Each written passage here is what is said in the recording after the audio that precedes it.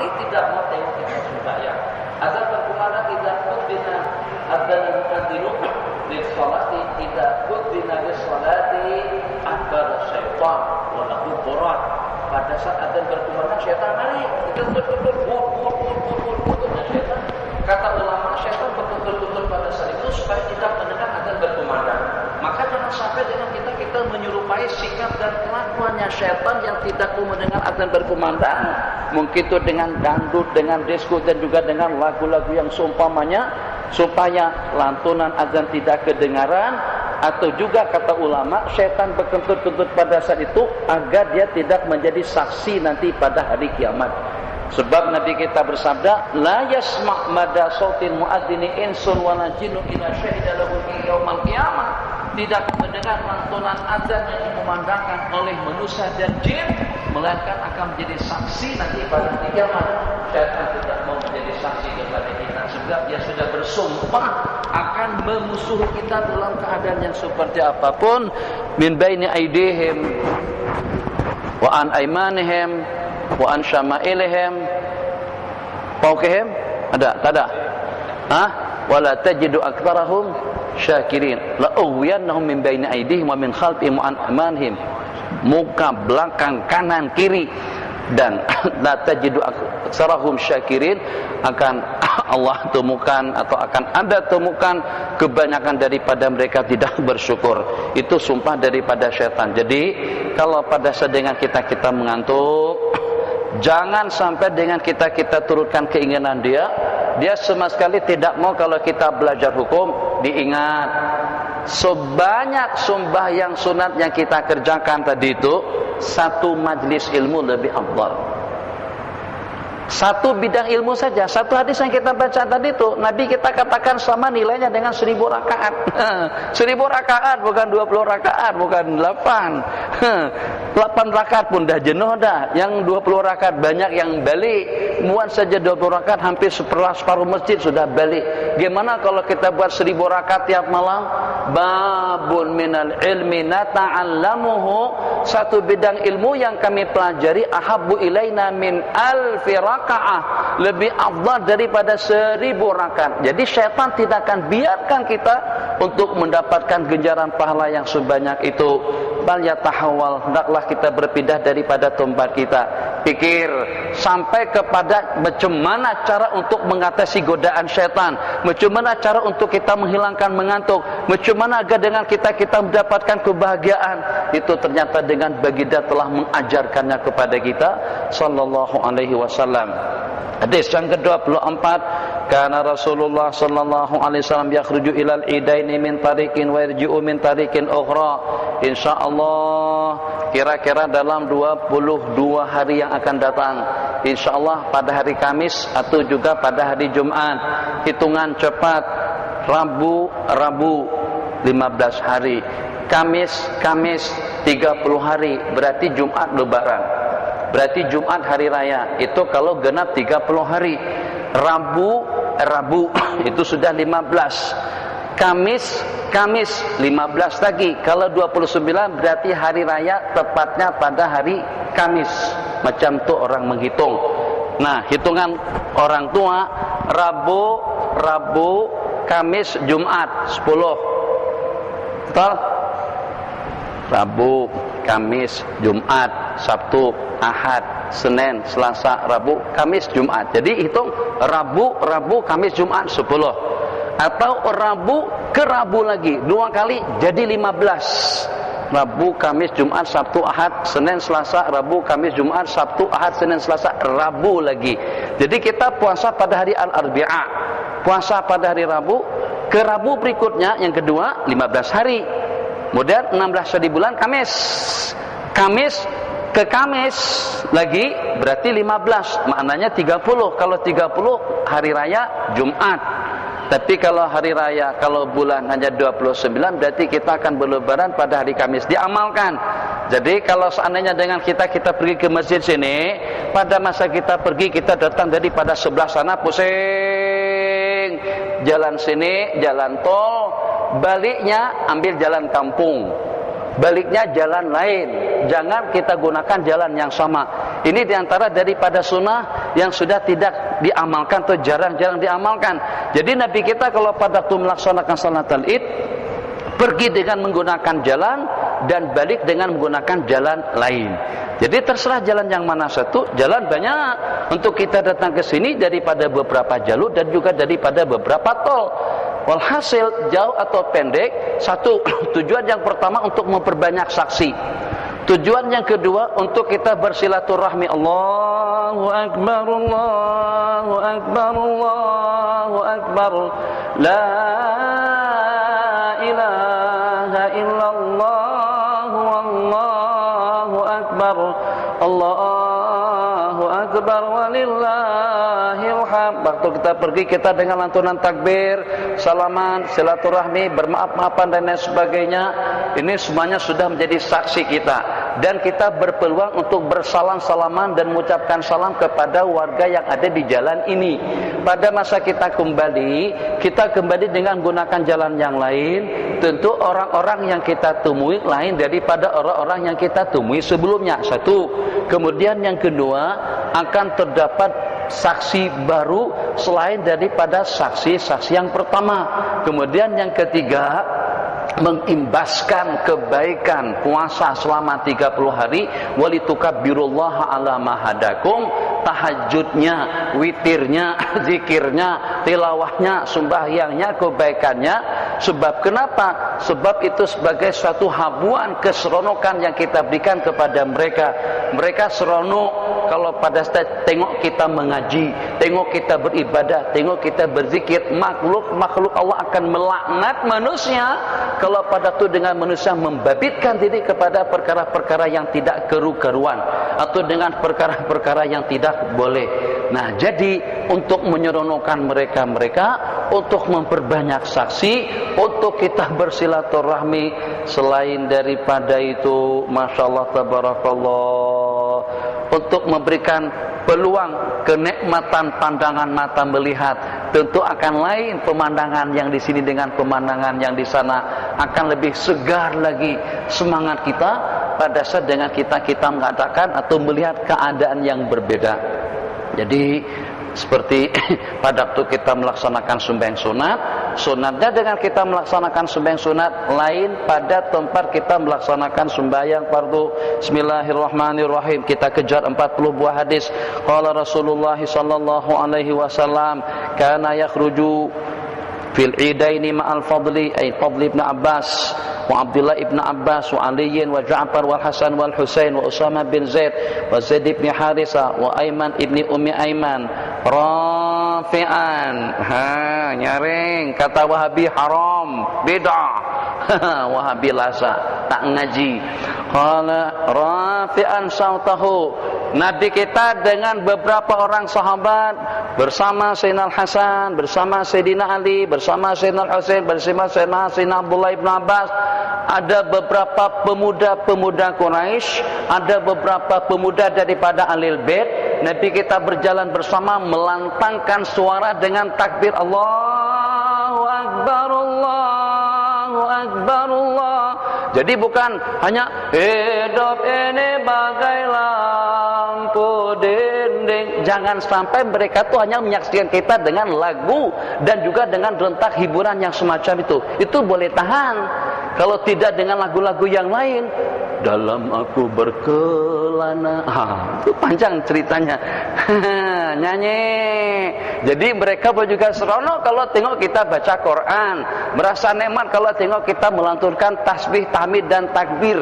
Itu makna daripada perkataan di sini, dengan melantunkan suara mereka rafi'an sautum bitakbir fayakhudhu tariqal haddadin. Maka Nabi kita dengan rombongan tadi itu mengambil jalan al-haddadin, nama jalan tempat orang membuat besi. Qala hatta ya'tiyal musalla fa idza faraqa.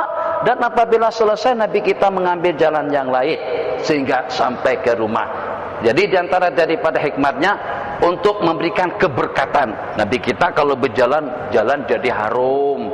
Kalau Nabi kita tidak berwangi-wangian pun juga jalan yang Nabi kita jalani, jalan yang Nabi kita tumpuh akan menjadi harum. Bukannya setakat harum dengan baunya, tapi mereka juga akan terimbas kebaikan. Mana buktinya? Terimbasnya makhluk-makhluk Allah dengan kebaikan daripada seseorang. Masya Allah, tabarakallah. Kira-kira kalau memang betul-betul kain ini yang boleh menyembuhkan, kenapa dari sejumlah sekian jubah, kain, sorban, begitu kita celup, kita masukkan ke dalam air, kenapa airnya tidak menyembuhkan orang yang meminumnya? Bahkan semakin sakit kepalanya, semakin batuk, dan juga semakin selismah, bahkan semakin panas.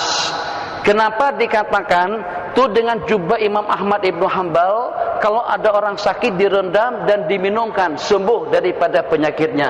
Kenapa juga diriwayatkan jubah baginda Nabi sama Ummu Salamah dan oleh beberapa daripada ummahatil mukminin, kalau ada orang demam, kalau ada orang sakit, jubah tadi itu dimasukkan ke dalam air, airnya diminumkan dan sembuh. Apakah kena jubahnya? Tidak, dia bukan kena jubahnya.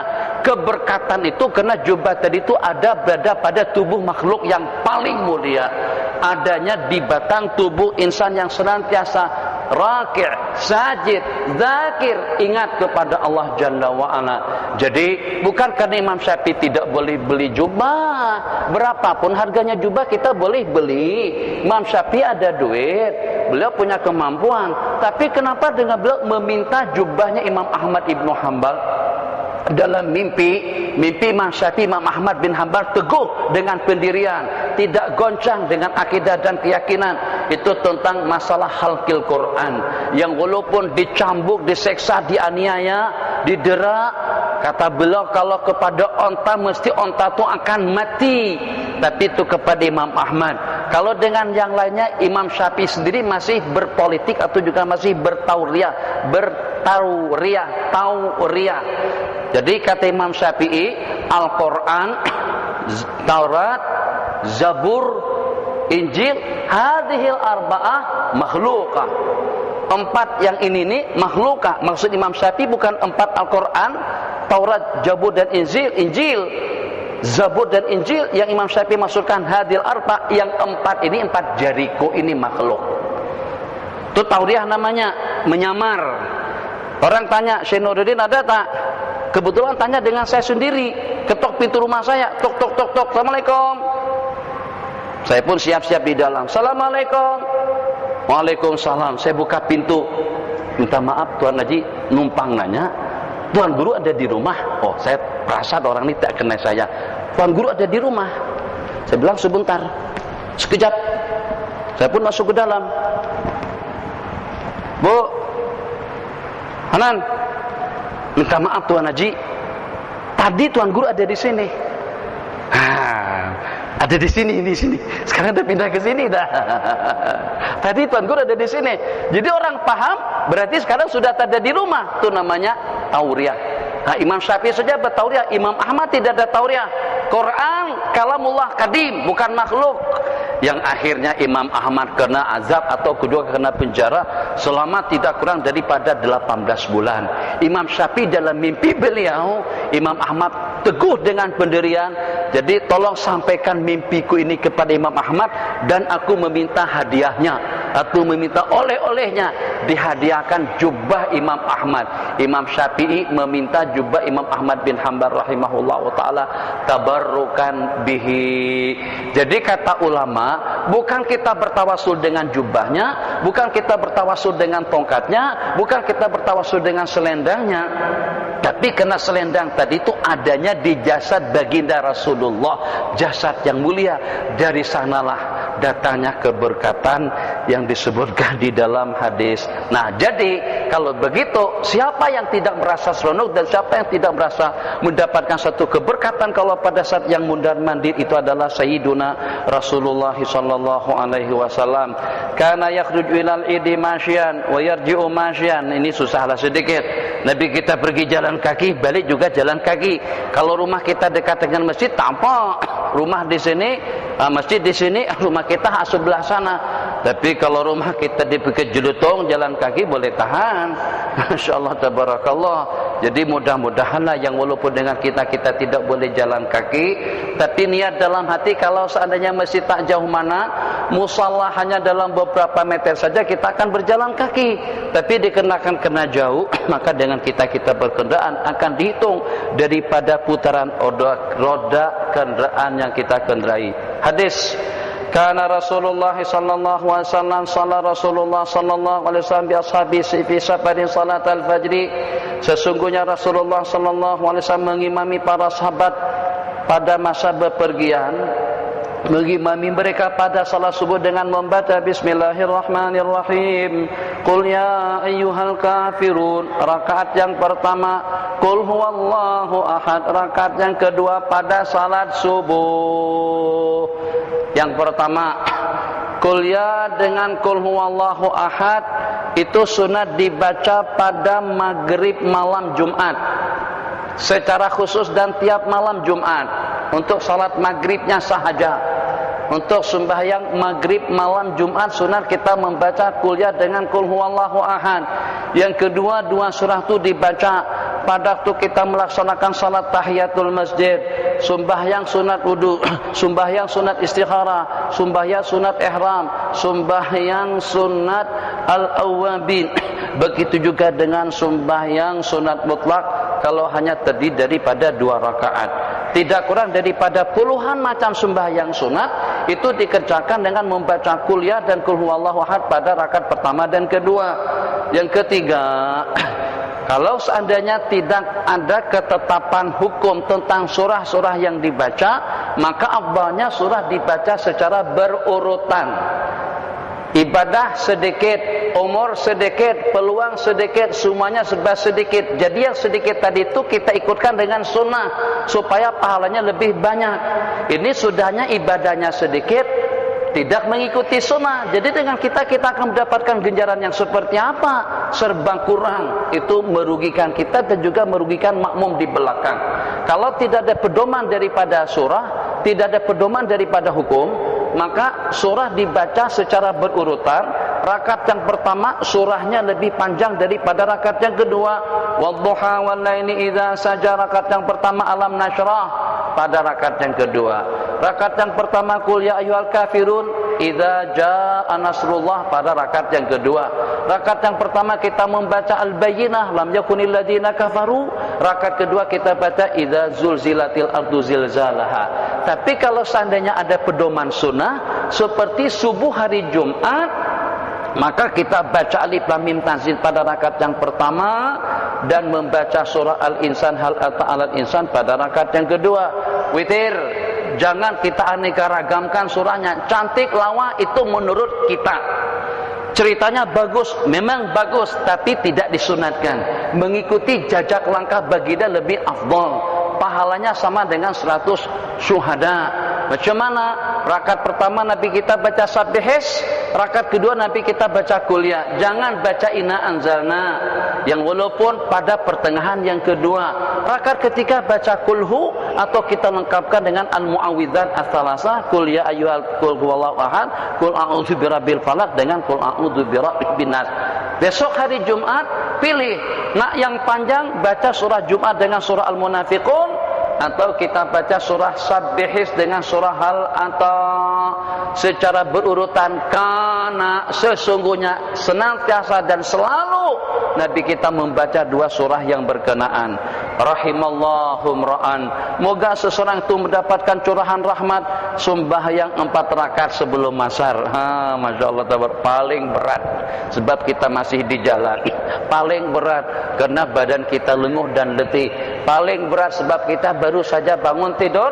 Selepas kita berwudu pergi ke masjid sudah qomat, tidak berpeluang untuk sembahyang 4 rakaat, akan mendapatkan curahan rahmat daripada Allah. Seseorang yang istiqomah mengerjakan 4 rakaat sembahyang sebelum asar. Hadis berikutnya, bismillahirrahmanirrahim, ij'alu akhira salatikum bilaili witra. Jadikanlah yang terakhir sembahyang kamu itu dengan melaksanakan sembahyang witir sebagai penutup. Jadi kita inginkan dengan penutup yang baik. Qul huwallahu ahad di Mesir kalau pada saat akan melaksanakan witir yang terakhir, subhanal wahidil ahad, subhanal fardis samad, subhanalladzi lam yalid wa lam yulad wa lam yakul lahu kufuwan ahad, autiru asabakumullah. Permulaannya kita kan panjang, salatul tarawih min qiyami syahri Ramadan panjang, salatul qiyam ya sabakum